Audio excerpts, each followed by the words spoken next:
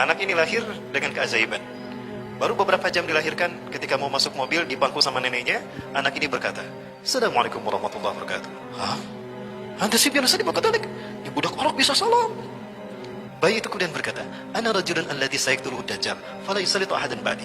Aku adalah pemuda yang akan dibunuh Dajjal. Setelah aku tidak ada lagi yang akan dibunuh Dajjal. Ini terjadi tahun 2004. Kalau 2024 pemuda ini dibunuh berarti usianya 20 tahun. Betul, itu usia pemuda. Dan diyakini oleh para ahli hadis, dia akan belajar ilmu hadis di Madinah. Makanya ada di Madinah. Padahal dia lahir di Gajah City. Nah, yang kedua adalah Imam Mahdi. Imam Mahdi ini akan muncul ketika terjadi banjir darah di Tanah Suci Mekah. 2018 kemarin ada terjadi banjir darah pas di Rukun Hajar Aswad. Tahun 2005, mereka mengirimkan intelijen terbaik mereka. Semuanya berkumpul di markas CIA di Langley, Virginia, Amerika Serikat. Mereka membuat rumusan yang menjadi laporan rahasia. Tapi tetap aja bocor. Apa itu? Ya, in 2024 we rise new Islamic Caliphate in the world, and the Europe will become Muslim state. Mereka yakin di tahun 2024 akan muncul sistem khilafah yang terbaru. Oh, berarti mereka faham hadis Rasul. Kemudian akan ada dominasi umat Islam di seluruh dunia, terutama di Eropa. Sampai mereka mengatakan Eropa akan menjadi wilayah Islam. Persis seperti apa yang disampaikan Rasulullah, bahwa kiamat tidak akan terjadi sehingga Bani Rum paling banyak di dunia dan Arab sedikit di dunia. Dan Bani Rum ini mereka akan berbondong-bondong masuk Islam. Yadkhuluna fi dinillahi fil islami afwaja, akan masuk Islam secara berbondong-bondong. Dan itu kata Rasulullah, ditekan dulu umat Islam, maka mereka akan penasaran seperti apa Islam ini. Pada akhirnya tekanan yang dialami umat Islam menjadi sabab hidayah bagi mereka. Fakta sejarah ini, fakta empiris. Pasca WTC dihancurkan, umat Islam dituding teroris kan. Mereka penasaran, betul Islamnya teroris? Ternyata pasca WTC, mereka bangsa barat berbondong-bondong masuk Islam. Bahkan ada satu negara yang diprediksikan akan menjadi negara pertama yang menerapkan syariat Islam di Eropa.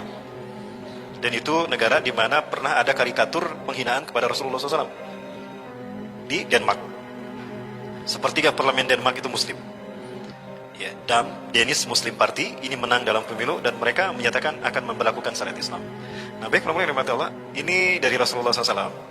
Nah, Rasulullah memberikan nubuah bahwa sebelum kemunculan Dajjal itu akan ada 3 tahun tersulit bagi manusia tinggal di muka bumi, hatta bagi umat Islam. Ya, di mana di 3 tahun ini akan terjadi kekeringan. Di tahun pertama dari 3 tahun ini Allah memerintahkan langit menahan sepertiga airnya, maka sepertiga air tidak turun. Dan Allah melarang bumi untuk tidak menumbuhkan sepertiga tanamannya, maka kekeringan merajalela di mana-mana. Di tahun yang kedua Allah memerintahkan langit antah bisa selesai matriha. Allah perintahkan langit menahan 2/3 airnya. Lalu Allah perintahkan bumi menahan 2/3 tanamannya.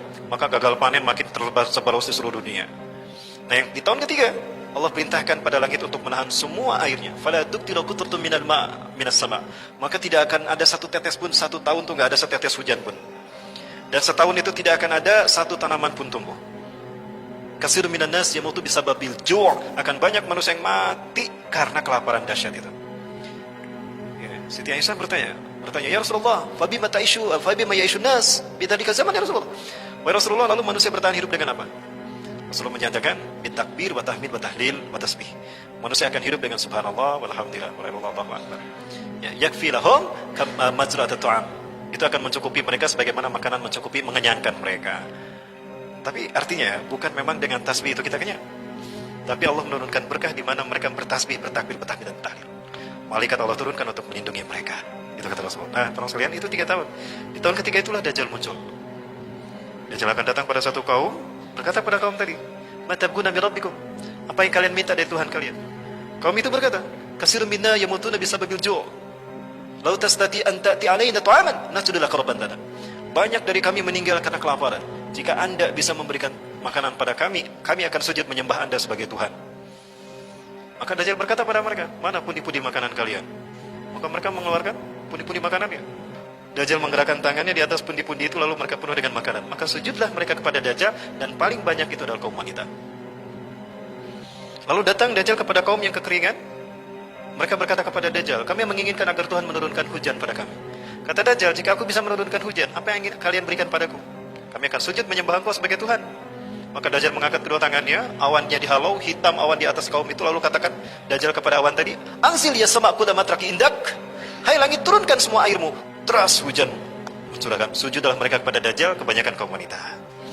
Lalu Dajjal datang pada kaum yang beriman, dan Dajjal tidak mendapatkan apapun dari kaum beriman, karena mereka tahu itu Dajjal. dan kaum beriman berlindung dari Dajjal, maka Dajjal marah dan menjadikan negara mereka kering luar biasa. Lalu Dajjal pergi meninggalkan kaum beriman tadi, dari jauh Dajjal mengerak-gerakkan tangannya, maka keluar segala sesuatu yang ada di bumi. Nah, itu kata Rasulullah 3 tahun sebelum kemunculan Dajjal. Karena di fase yang kelima Dajjal sudah mati. Jadi kalau fase yang kelima dimulai 2024, berarti Dajjal mati tahun 2024. Para sekalian yang rahmati Allah, kalau tadi, nah itu hadis tadi saya dapatkan di dalam kitab yang sama dari Sauban. Nah sekarang ini pernah saya sampaikan juga di sini. Sekarang hadis dari BMKG, Badan Meteorologi, Klimatologi dan Geofisika. Di interval 2019 sampai 2022 akan ada badai El Nino yang akan membawa hawa kering, di mana di interval tadi akan ada 3 tahun kemarau panjang. Nah, berarti secara ilmiah dan secara nakli ini bisa dibuktikan. Berarti tidak lama lagi. Kalau menurut BMKG lebih cepat, tahun depan dimulai. Nah, di saat itulah justru Islam akan zahir. Islam akan zahir. Ya. Di mana Islam akan zahir, akan munculnya orang-orang pilihan Allah, aktor-aktor yang akan Allah munculkan. Yang pertama, Allah akan munculkan seorang pemuda yang akan mati di tangan Dajjal. Pemuda ini adalah pemuda terbaik imannya di muka bumi. Tidak ada yang lebih hebat imannya ketimbang pemuda ini. Ya. Ketika Dajjal datang, kata Rasulullah, saya tidak Dajjal ilal Madinah. Dajjal akan datang ke Madinah. Wa huwa mani'un min dukhuliha. Tapi Dajjal terhalang memasuki Madinah. Fa inna likulli babin bawabatil Madinah lahu malakan. Karena setiap pintu gerbang dari Madinah ini dijaga oleh 2 malaikat. Isihamhim dengan panah mereka. Rasulullah menyebutnya dengan panah, bukan dengan AK-47. Jadi yang harus kita latih panah, bukan AK-47 ya.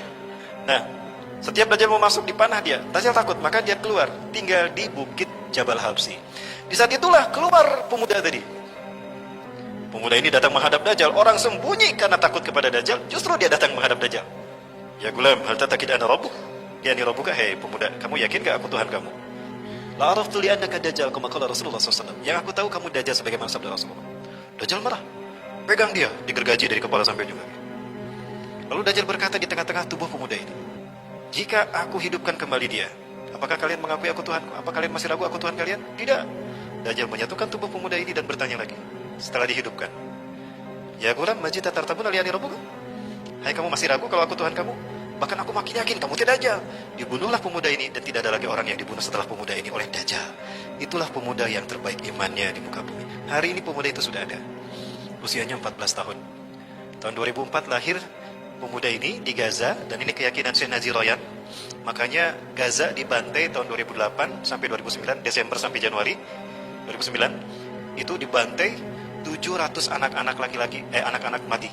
Karena Israel mencari anak ini. Anak ini lahir dengan keajaiban. Baru beberapa jam dilahirkan, ketika mau masuk mobil di bangku sama neneknya, anak ini berkata, Assalamualaikum warahmatullahi wabarakatuh. Hah? Anda sih biasa di Katolik? Di budak orok bisa salam. Bayi itu kemudian berkata, Ana rajulan alladhi sayaqtuluhu Dajjal, fala yusallitu ahadan ba'di. Aku adalah pemuda yang akan dibunuh Dajjal. Setelah aku tidak ada lagi yang akan dibunuh Dajjal. Ini terjadi tahun 2004. Kalau 2024 pemuda ini dibunuh, berarti usianya 20 tahun. Betul, itu usia pemuda. Dan diyakini oleh para ahli hadis, dia akan belajar ilmu hadis di Madinah. Makanya ada di Madinah. Padahal dia lahir di Gajah City. Nah, yang kedua adalah Imam Mahdi. Imam Mahdi ini akan muncul ketika terjadi banjir darah di Tanah Suci Mekah. 2018 kemarin ada terjadi banjir darah pas di Rukun Hajar Aswad. Ada orang yang loncat kan? Loncat dan darahnya itu tersimbah di sana. Dan itu ada di Rukun Hajar Aswad. Ada orang yang iseng-isengan melihat. Ka'bah itu kan ada 4 sudut. Ada 4 sudut Ka'bah. Ini Rukun Yamani. Disebut Rukun Yamani karena menghadap ke Yaman. Ini Rukun Syami karena menghadap ke Syam, Palestina, Suriah, Jordan, dan Lebanon. Yang ini Rukun Iraqi karena menghadap ke Irak. Yang ini Rukun Aswadi karena ada Hajar Aswad di sini. Pertanyaannya ini mengarah kemana? Di sini ada banjir darah di situ. Ternyata rukun ini menghadap ke Indonesia. Semua negara yang ditunjuk oleh rukun ini sudah dikuasai oleh Eropa. Dan ini hadis Rasulullah. Wailun lil arabi min sarin qad iqtaraba. La ilaha illallah. Celakalah bangsa Arab karena keburukan yang telah mendekat pada mereka. Irak bangsa Arab, Syam bangsa Arab, Yaman bangsa Arab, Indonesia Nusantara. Semua negara yang ditunjuk oleh sudut Ka'bah ini sudah hancur. Tinggal Indonesia. Apakah ini isyarat akan ada peluang kebangkitan Islam dari Indonesia? Itu yang dikatakan oleh 5 ulama besar. Di momentum hijrah ini, kata Rasulullah, akan ada hijrah kembali. Satakunu hijratun ba'da hijratin. Akan terjadi hijrah sesudah hijrah. Wa khairu ahli al-ardi yawmaidin alladina yuhajiruna ila biladi hijrati Ibrahim. Sebaik-baik manusia di muka bumi di fase itu adalah mereka yang hijrah ke bumi hijrahnya Ibrahim, Palestina dan Suriah. Para sahabat bertanya, Alisa fihim muslimun ya Rasulullah. Apakah tidak ada orang Islam di tengah-tengah mereka? Oh, banyak orang Islam saat itu. Lakinna imanuhum la yujawiju hanajirahum. Iman mereka tidak sampai ke tenggorokan. Jadi imannya cuma di casing aja. Banyak yang hijrah tapi salah hijrah. Banyak yang hijrah tapi cuma casingnya aja. Isinya belum hijrah. Nah, banyak umat Islam di sana. Dan mengerikannya, yang paling mengerikan kata Rasulullah, wa asyaru minhum al-ulama. Yang paling buruk dari mereka adalah ulama. U-nya agak lama. Untuk membedakan dengan ulama yang asli, yang Quran Sunnah. Allahu Akbar. Sekarang sudah bermunculan. Artinya kita berada di fase kebangkitan Islam. Demi Allah, dalam hitungan sejarah, detik-detik kebangkitan Islam tidak lama lagi. Dan itu artinya kita akan menyaksikan khilafah tegak kembali. Ini betul-betul dahsyat. Akan muncul fase yang terindah sebelum hari kiamat. Pertanyaannya, di mana posisi kita saat itu? Tentukan dari sekarang.